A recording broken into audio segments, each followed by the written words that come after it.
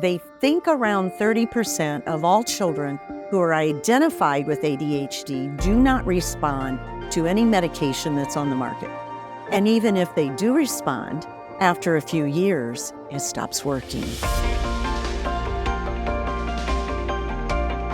Welcome to Purposeful Lab, a Mediated Center podcast. I'm Catherine Hedro with my co-host, Dr. Dan Keebler, and we have arrived to the season finale already. That's right. I've really enjoyed this season on consciousness, and today in particular, we're going to be talking about strengthening the mind.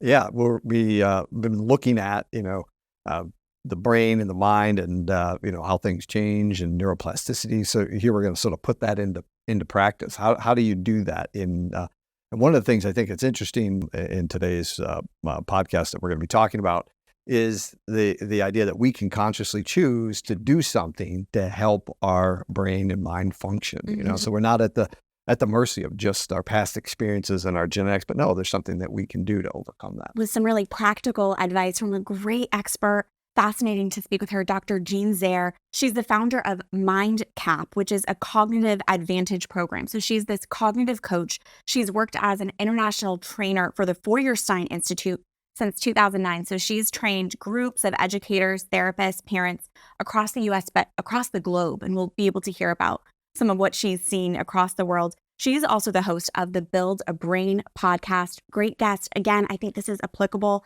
to everyone who's listening. So with that, let's get to our interview with Dr. Jeanne Zehr. Dr. Zehr, thank you for traveling from Indiana to be with us here today. We're so grateful to have you on our season finale episode and talking about developing the mind. So we know you frequently travel the globe. You just recently were traveling to India, I understand. Your work has been greatly influenced by a man named Ruben Feuerstein. So just to get us started, tell us about Feuerstein. You say it was in 1999 you were exposed to him and his belief that human capacity can be increased. Mm-hmm. That was news to me. Back in the 90s, we still thought intelligence was pretty well established by the age of 5 or 6. That's what we were taught in our child psychology courses in the 70s and 80s. And so I am watching a webinar, and here's this man on the end, and he's very intriguing because he's in with some big dogs from Princeton and Yale and Columbia, Harvard, some of the big shots of child psychology. But here's this guy from Israel on the end, and everything he was saying kind of countered what everyone else said. And I'm like, okay, I don't know who this guy is. I can't spell his name. I've never heard of him before, but I was a special educator.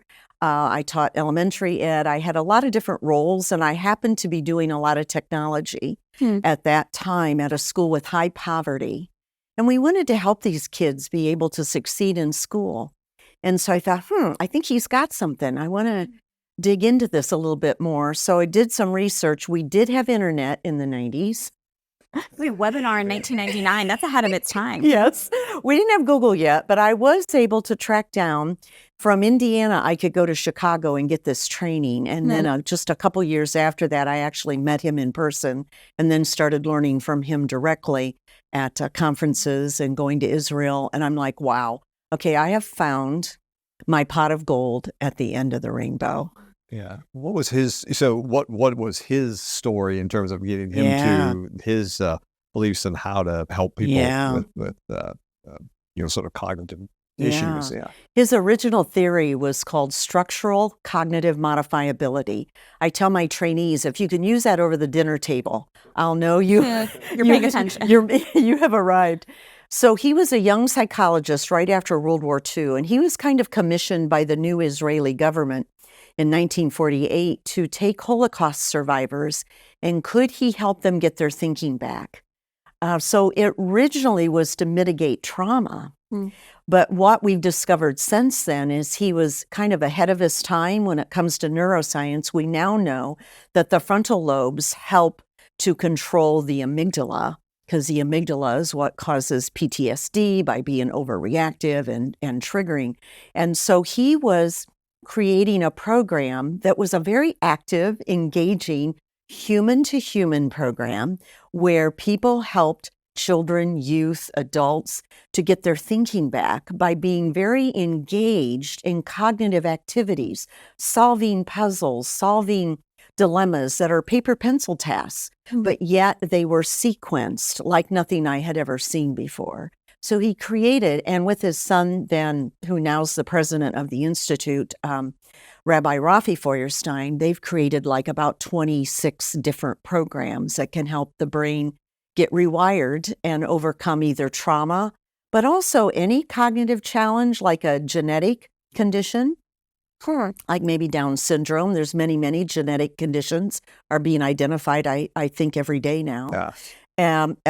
Learning disabilities like LD, ADHD has been a big one for us.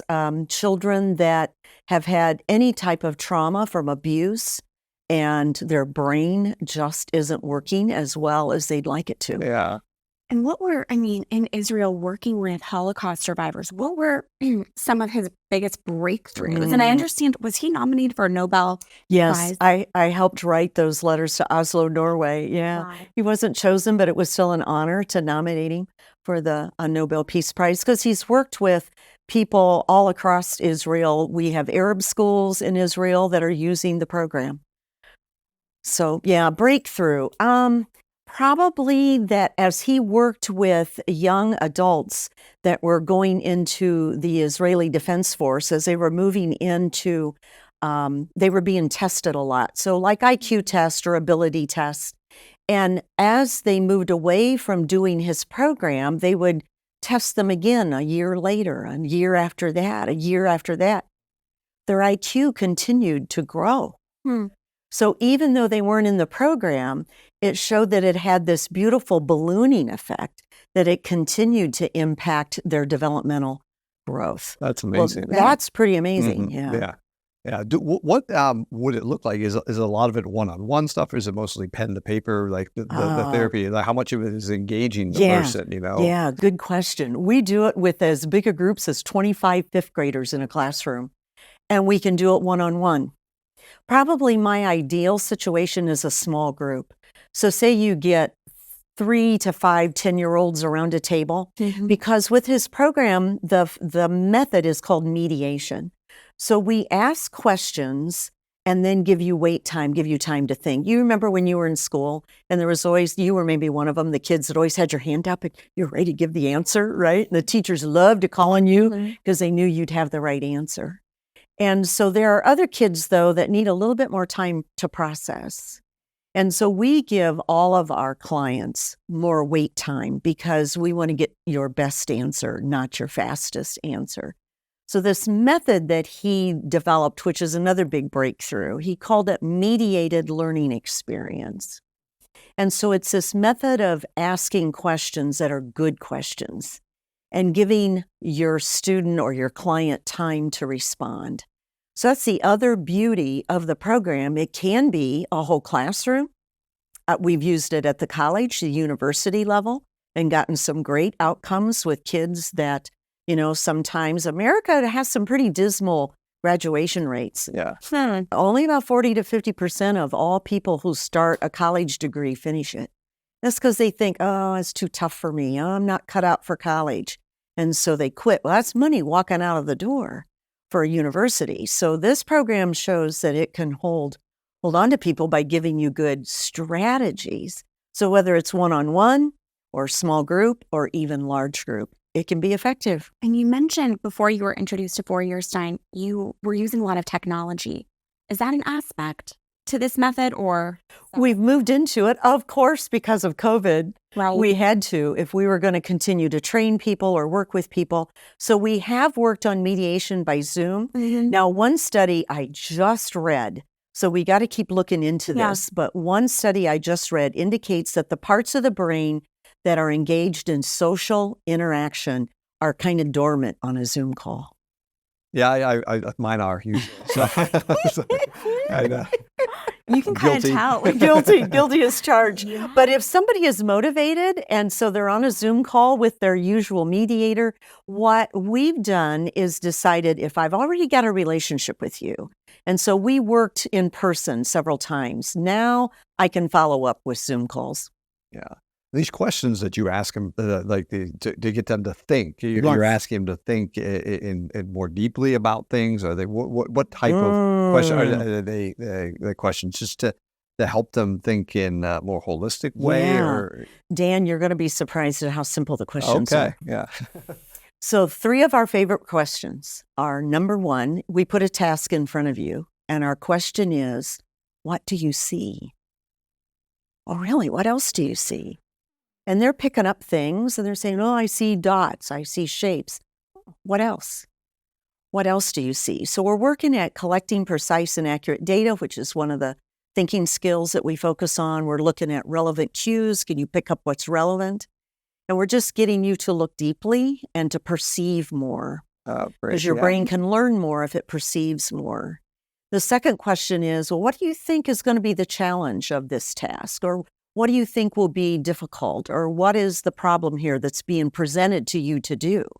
Well, if you can articulate a problem, you're a good scientist, right? Yeah. If you can define the problem, number 1. Well, that's the number 1 cognitive function listed in our second phase of cognitive skills. We have input, elaboration, and output. And the number 1 cognitive function for elaboration is defining the problem. Yeah. So that's our second question. So both of those questions could take anywhere from 3 minutes to 2 days. It just depends upon the problem that's been put in front of you. Sometimes they take years in science to define the problem. And you would understand it. It could take years. The third question is then, so how are you going to start? Or what is your plan? A question that indicates that you're getting the student to think about, how could I tackle this? Where could I start? What is my strategy? And there's not necessarily one right or wrong answer. Correct. They're open-ended. Yeah, and you can see how that would help you lately. Like you said, this ballooning effect. Once you have that ability to look at a situation and say, okay, well, maybe this is the problem. I can use that anywhere. Anywhere, right. And you get better, and the more the confidence or whatever that comes from that, that habit.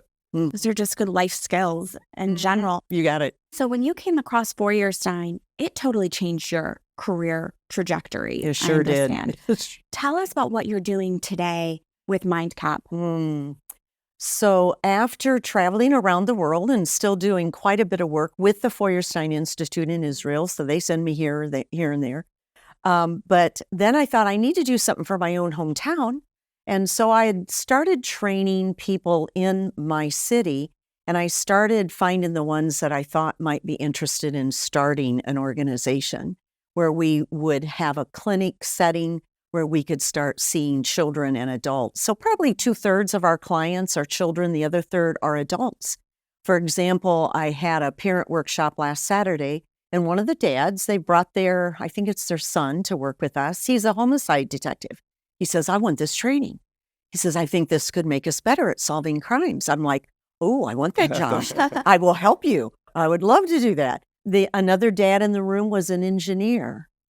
And I've run into several engineers that see the beauty of the Feuerstein program because it is a very systemic way of thinking. Ruben created a system for learning and thinking, so engineers love it too. So we work with children with ADHD, autism.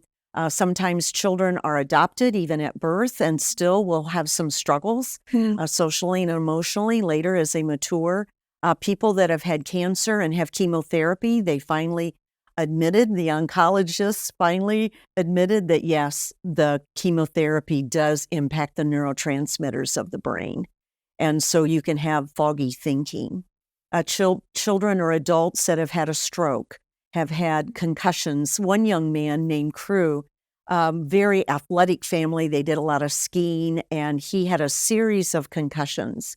And most kids do bounce back and recover from a concussion, but the 4th concussion snowboarding when he was 14 was one concussion too many for him.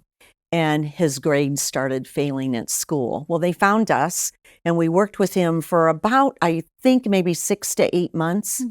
And his mother remembers the day because he lost not only short-term memory, he lost long-term memory. Wow. Now, that's pretty serious when you're going now, wait, what's grandma's name? Or Young. and you're only 14 and you're losing, because usually short-term is what gets impacted by brain injuries and concussions. But for Crew, it was even long-term. And his mother remembers the day they were riding in the car, and he says, Mom, do you remember when I was 5 years old and blah, blah, blah? He told a story. He pulled something from years ago, and she knew, whew, He's back. it's back. Yeah. He's back. Yeah. So we have lots of stories like that where children or adults get something back that they'd lost, or they develop something new they never thought they could have. Yeah, it's interesting. We've been talking this season about how the brain and the mind are related, and how we're influenced by our development of the brain and how it's wired up to how do we interact with the world. But this is sort of looking at how we can rewire the brain to be able to handle. And it's interesting how it's something that's applicable to all kinds of defects or problems that people might have, because it's looking at sort of a holistic way. Hey, let's rewire the brain to think in a way that's more robust, in a sense. That's sort of what you're trying to do. Well said. Yeah, well said. We've had about 600 clients come through our MINDCAP Center in Fort Wayne, and I've worked alongside a ministry in our city that has women coming out of prison with some type of addiction. Could be a substance, a drug, or alcohol. And they have 6 months to live in a transitional living setting, and MINDCAP is part of their program. And they love that I'm not an addictions counselor, so I'm not going to talk about their trauma or their past or what got them in jail. That's not I'm going to talk about your brain and how to make it work better for your new future. I mentioned that you've traveled globally, and I just want to even mention some of the places that you've been. You've been an international trainer for the Feuerstein Institute since 2009. You've trained educators, therapists, parents in the U.S., but also in the Netherlands, France, Australia, Korea, South Africa, and Denmark. We'd love to hear some of those stories of what you've seen across the globe and the results of this work. I understand you've been to Cambodia 3 times now. What have you seen in Cambodia? Take us there. Yeah, an incredible country. After my second time there, I decided, I'm going to have more questions than I'm going to get answers. The Khmer Rouge did some very serious 3 years of genocide there, killing several million Cambodian people. And so even in the year 2015 was maybe my first trip there, 2016, anybody who was 40 years old was still suffering PTSD because they remembered the war from 75 to 79. And so a lot of people there with a lot of trauma. In fact, one of my trainees said, our whole country has trauma. I go, I think you're right. But yet they're very gracious, very warm people. So I worked with counselors who were working with girls who had been rescued from human sex trafficking. The youngest girl I met was 6. One beautiful girl was an 11-year-old that was being regularly sold by an uncle. And the parents found out what was happening to her, so they brought her to this ministry. And so this program was a part of helping them regain their thinking. I loved it in that I was back to the roots of Feuerstein, and that's trauma. Trauma, yeah. Yeah. Are there certain traumas you think that hey, that's going to be too much for this method to handle? Do you have, in your experience, does it see? I mean, I imagine you get variable results. Some people do much better than others, but in general, do you see? Some people just have had such a devastating trauma, right? That they There's actually, I don't think there's anyone that there's not hope for. Yeah. How far they can come back. When somebody says, are they going to be all the way back? Only God knows. We don't know that answer. But I've never found another program, and I've been looking since 1972, since I graduated from high school. I have been looking for something like this, and ever since I found the Feuerstein program, I've never found anything that comes even close to doing what it can do to offer somebody who has had trauma or a cognitive challenge that beautiful 4-letter word called hope. What kind of progress were you able to see in Cambodia especially? Yeah. The counselors and the teachers loved the program, but I'm not there to see the follow-up. All I was able to do was to provide the training, and they loved it. I can just tell you that the counselors who were Cambodian, so I had to work through a translator, which I love. I love that work. So when you're teaching, you have a few minutes while they translate, and I love it when they turn to you and go, tell me what this word would mean. Tell me more about that word, because they maybe don't have a word in the Khmer language, that would be exactly for that word. So I just know that they appreciated it, and they saw that this was something that they didn't have. You can counsel someone that's had trauma, and I love counselors and the work that they do. But this is a step away. We don't have to talk about your trauma for your brain to work better. And there's a lot of people who appreciate that. That's great. I'd like to hear your thoughts on ADHD in terms of the success with that, because, as an educator myself, there's so many kids that are struggling with this. And so, this seems like almost an epidemic. And they're like, okay, can we treat them with drugs? That doesn't seem to work very well. Yes. So what's your experience with that? Why do you think there's this epidemic of that? And then the house's method, Great question. We have a large hospital medical system in Northeast Indiana. It's the largest employer. It's called the Parkview system. And Parkview actually funded a pilot study for us to do because they knew we needed an alternative to pharmaceuticals. There's a lot of side effects no matter what. I mean, if you take an aspirin, anytime you're putting something into your body, there's going to be a side effect to that. And it took quite a bit of digging, but I love when somebody pays me to do research. I mean, right? I mean, is that not the sweetest gig in the world, right? You're going to pay me to do research? That I was able to discover, they think around 30% of all children who are identified with ADHD do not respond to any medication that's on the market.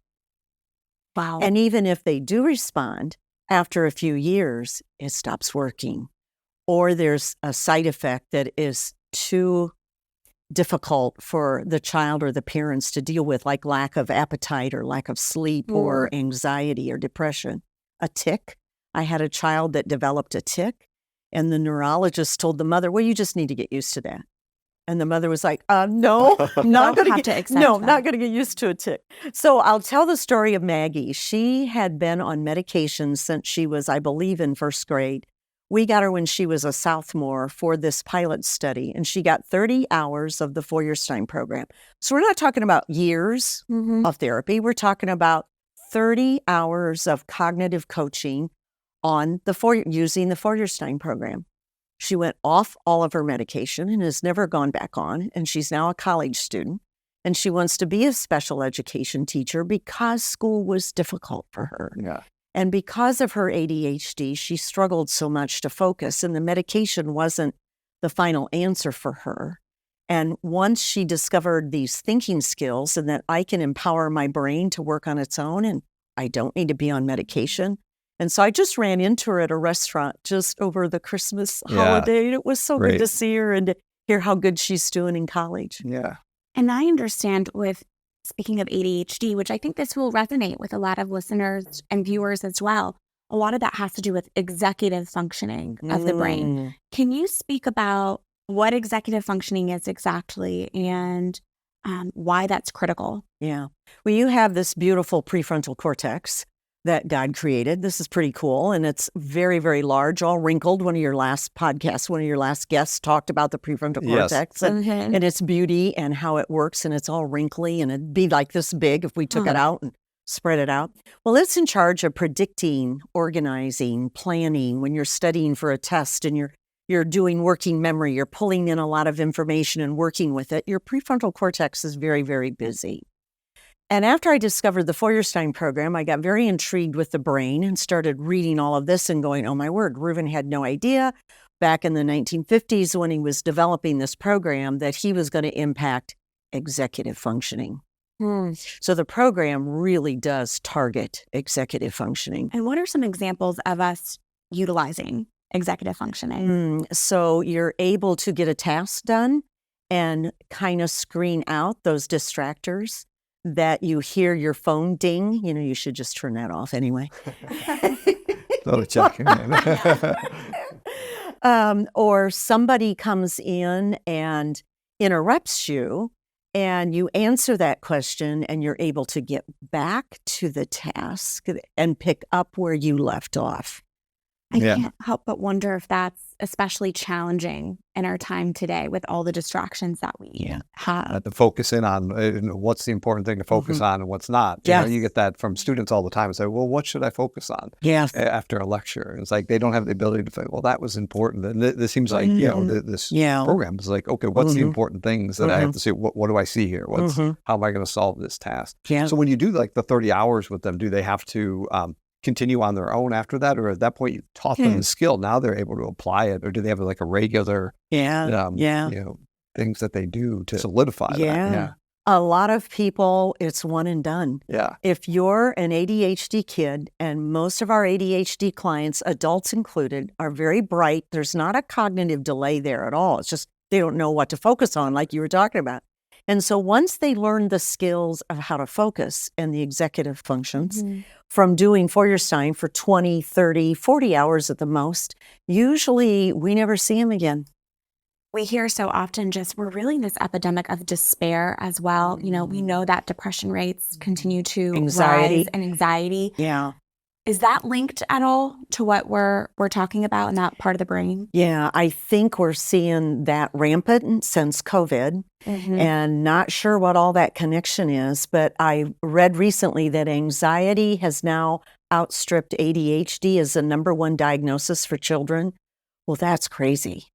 So if you think about it, going back to the idea of the frontal lobes control the amygdala, well, the amygdala is what is a little hyperactive, and so causing anxiety. Should I worry about that, or do I worry about this? And so the amygdala is what is causing that by being just constantly elevated and a little bit hijacked. And so what's going to control that is your prefrontal cortex. And getting that healthy too. And working well, so that I know I've got choices. There's the ventrolateral prefrontal cortex is this wonderful little place right underneath your temples. And we call it at MINDCAP, we call it your veto button. So it's where you decide, I don't want to hit my brother. He really annoys me, but I'm not going to hit him. Probably should. Or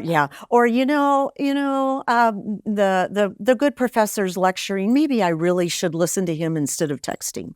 So that lights up when we redirect our focus or we put our brakes on. Just knowing that I have a place in my brain to do that, for that purpose, I think can help someone with anxiety know that I have been gifted this incredible brain. So teaching children about their brain, we have found, has been very, very helpful with anxiety and depression. Yeah. So you teach them about not only the brain, but how the brain changes. That's so they know that, because most people don't appreciate, I think, how much the brain changes during development and how much your behavior can help change the brain. And once you realize that, I think they would, okay, so I'm not taking a drug, because that's most people, I need to take a drug to fix my brain. Yeah. But no, I actually can do something cognitive to and change active. my brain. And actually, this is what's kind of crazy. What we do with the Feuerstein program is actually kind of fun. It's not like heavy therapy where you're going to ask me, why do you hate your mother and what? And fixate on trauma. Right. Instead, we're presenting a puzzle in front of you. Well, what do you see here? Well, how do you think you might solve this? And together, we work on developing the strategies, and my brain starts learning how to focus.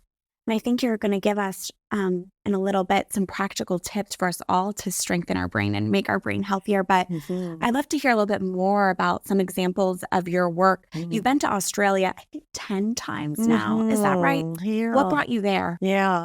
They kind of did some headhunting. I was in Paris training, and a woman ahead of the center there in Australia watched me train and said, I want her. So I was really grateful. Now, let me tell you, it is a long plane ride.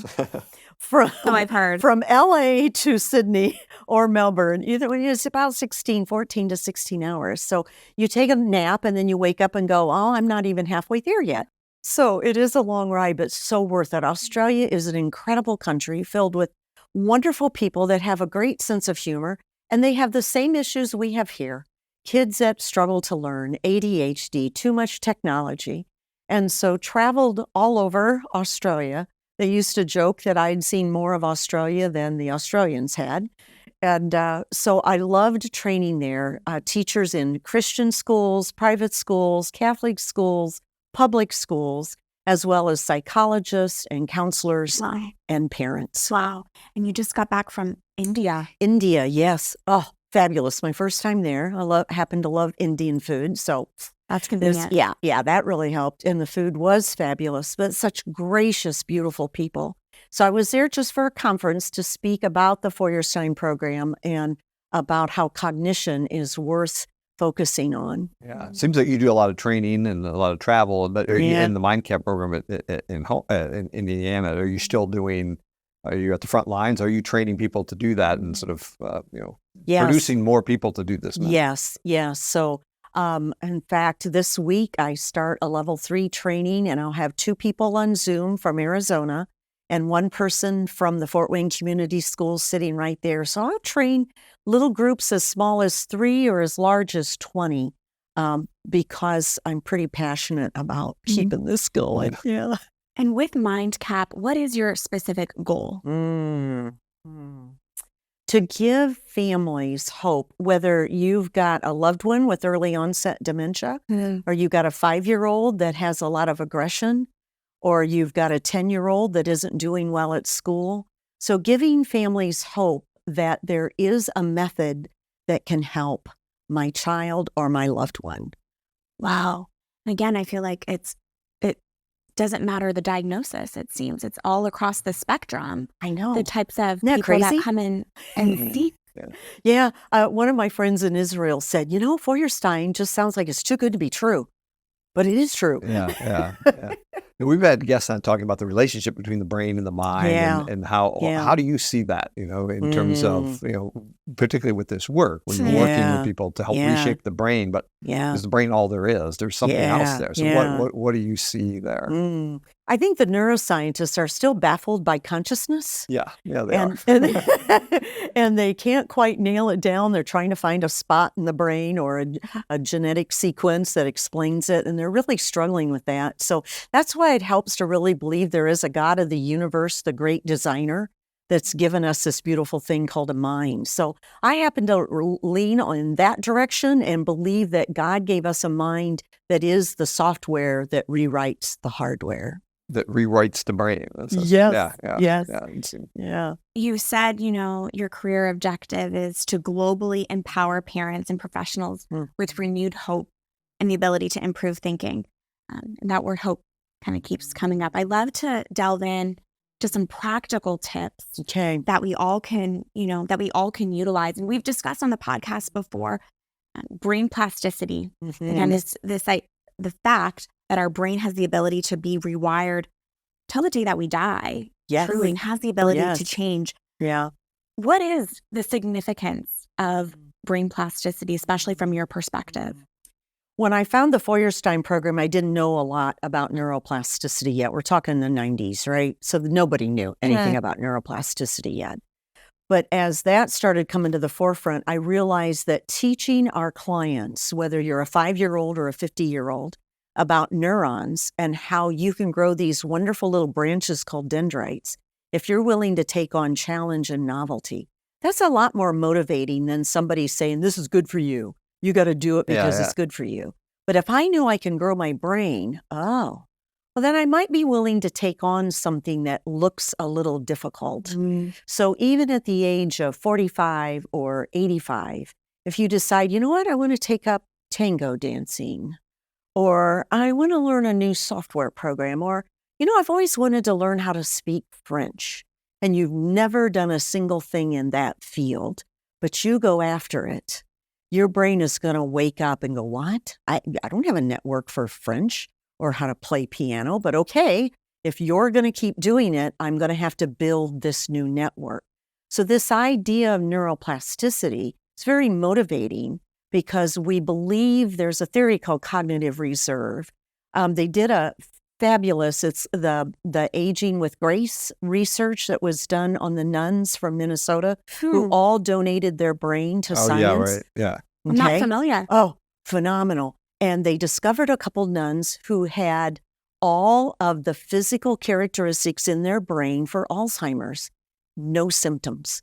And they're going, well, wait a minute. She was still teaching. She was at a college. But yet her brain shows the tau, the protein plaques and tangles that are significant for Alzheimer's. So when they dissected the brain after their death, so their little brains show up, in this lab, and this neuroscientist is analyzing all of these brains. And they had taken a thorough autobiographical study, because nuns have a very structured life. So you can go back and read their biography when they entered the convent. And so they have their whole life story.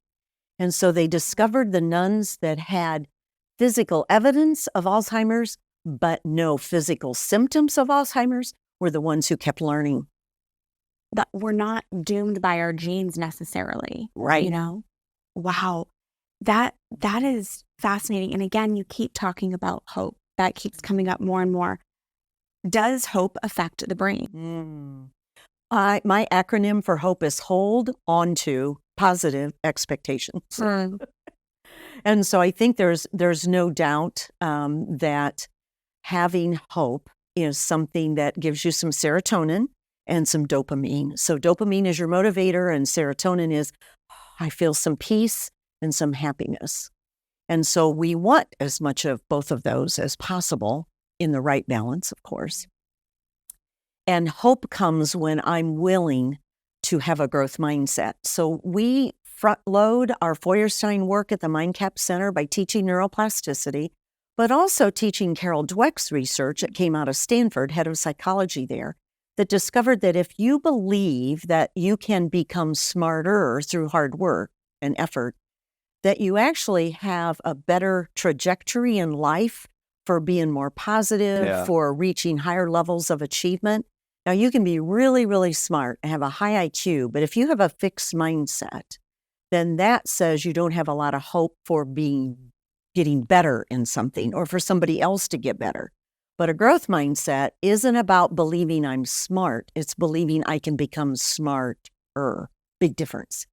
And so we front load all of our clients with building a neuron so that they get to learn about dendritic growth and how your neurons can grow more dendrites as you take on challenge and novelty.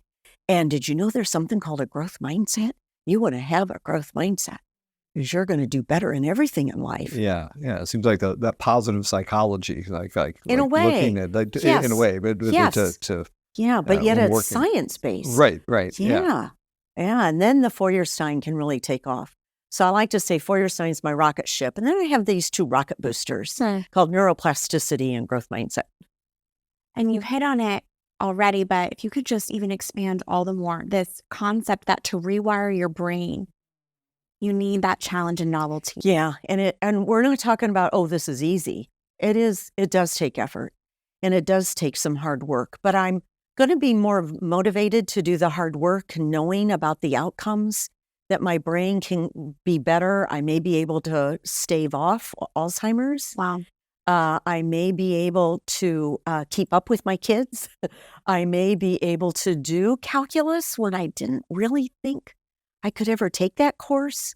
And so by being willing to take on a challenge and to do something new, and then, of course, physically, you have to take care of your brain. And so you only have one. Now, you can get a lung transplant. I actually know somebody that's had a double lung transplant. Isn't that crazy? You can amputate a leg, an arm. Your liver can grow back part of it. You can lose a kidney, get a transplant of a kidney. But you only got one brain. So that 3 pounds is really very important precious to take care of it. That's it. So what you feed it, how you hydrate it with water, and that you give it enough sleep, because that's when the toxins are taken away, is during deep sleep. So water, not coffee. Well, coffee is not too bad, actually. Okay, too bad, Catherine, yeah. okay. So you're okay with some coffee every Okay, day. good to hear. You're all right. Exercise is good too for the brain. Yes, so it is. But it's interesting, Yes, it is. getting people to commit to exercise. It's so much easier if they see and have a really positive mindset and growth goals. It's very similar here. Getting people to commit to the hard work of cognitive therapy is having that goal, that vision Yeah. out there. If you don't have that Yeah. vision, you'll quit after, Yeah. right? And Once I learned about BDNF. So have you had anybody on that has talked about that? I don't remember. No. Yeah, brain-derived neurotropic factor. So it is only produced by your human brain when you exercise, so cardio. So you have to have enough that you break a bit of a sweat and your brain-body system goes, oh, wait a minute, we got to protect the brain. It makes its own miracle grow. It's called BDNF.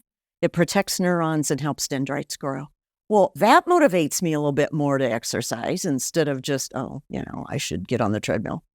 And when you say grow the brain, it's new paths in the brain. Is that New essentially what network, you're saying? new networks. Okay. With those dendrites growing and they make those synaptic connections. The more dendrites you have, if you think about if I pitched you a tennis ball, if I was across the room and said, Dan, hold 2 fingers up. Can you catch this tennis ball? Kind of difficult, right? But if you have all 10 fingers up and I toss you a tennis ball, you're going to catch it. Well, learning is the same way.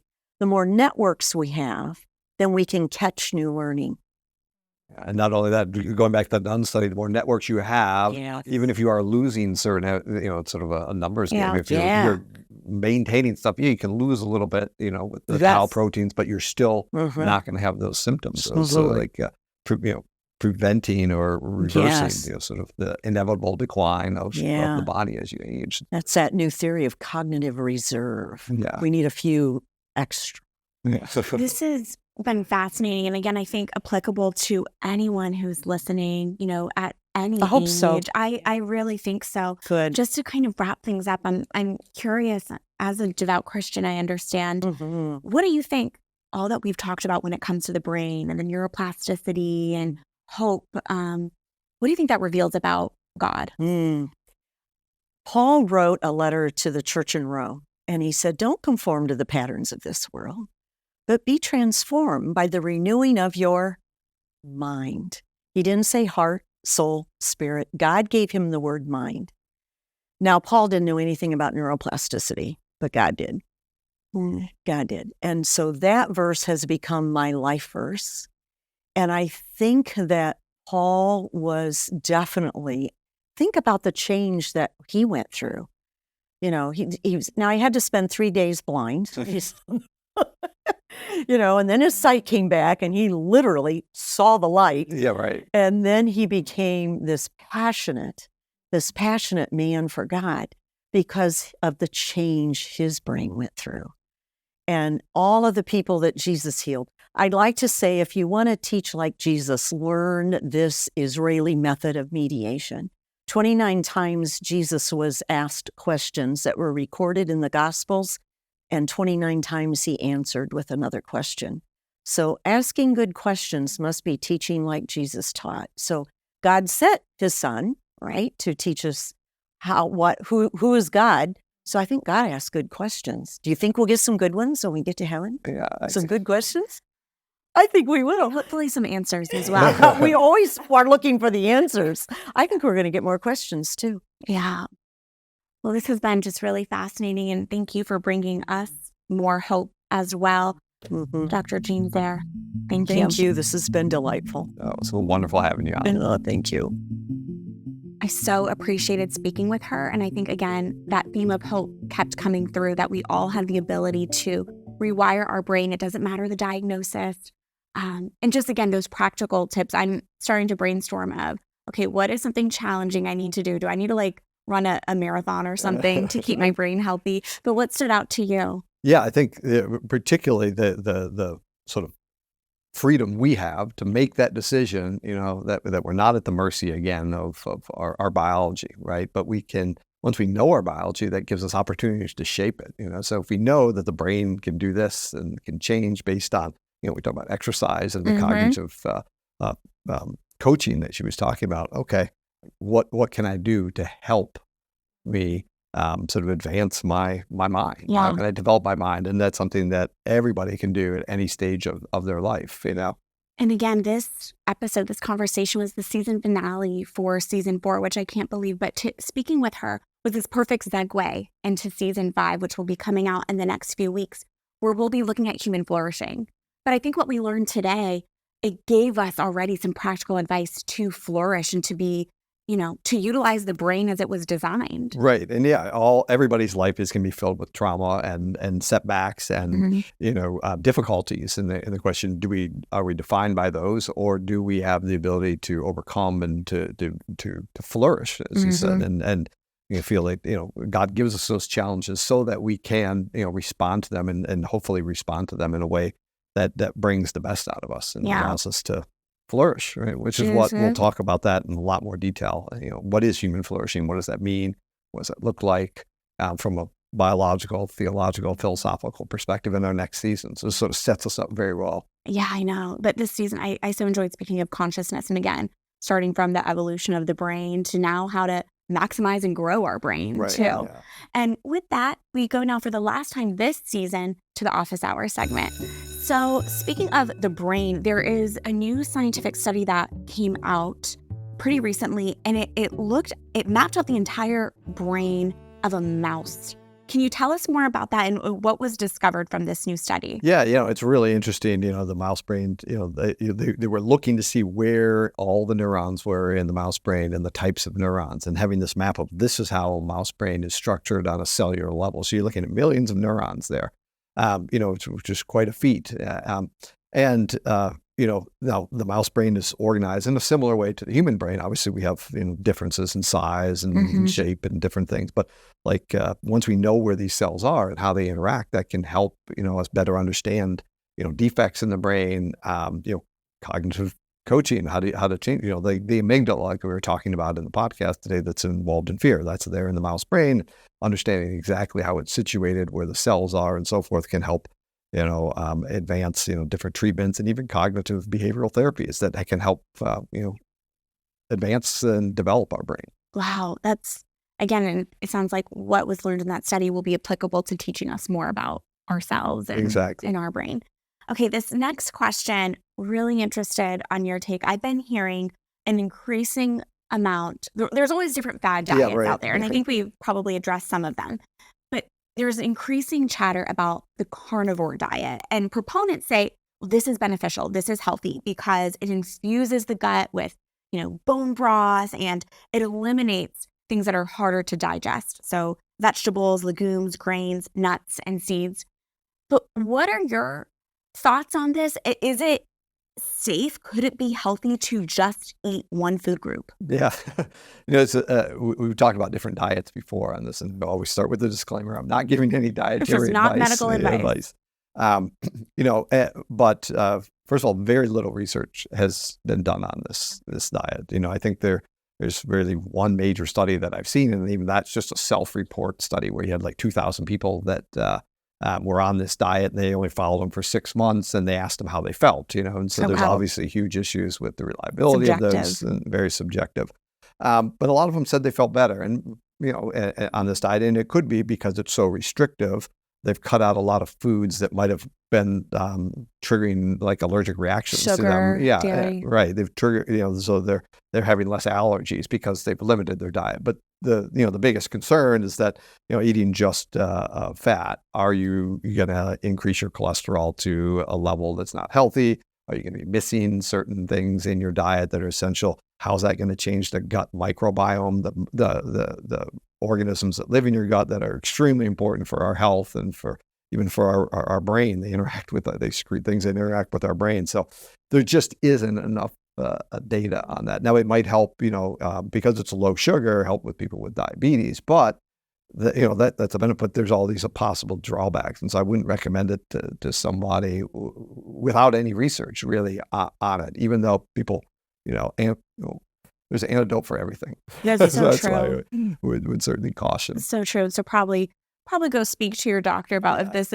this is for you. But no, I think important to bring that because it's just more and more. A lot of people are, and I would love that diet. I'm a steak? meat eater. Yeah, exactly. All three meals. Yeah, exactly. So I can see the draw. Right. Bacon sounds good too. Well, thank you so much for answering all those questions this season. And if you want to submit questions for next season, for season 5 of Purposeful Lab, you can go ahead and email us at info@magicenter.com or leave us a voicemail question as well at 949-257-2436. you might be able to hear your own question answered right here on the show. Make sure to stay tuned as to when the next episodes will be dropping. By going to MAJAcenter.com, you can get up to speed there. Make sure to subscribe as well so you'll be notified. It was great to have you for season 4. We can't wait to see you for season 5. That does it for now.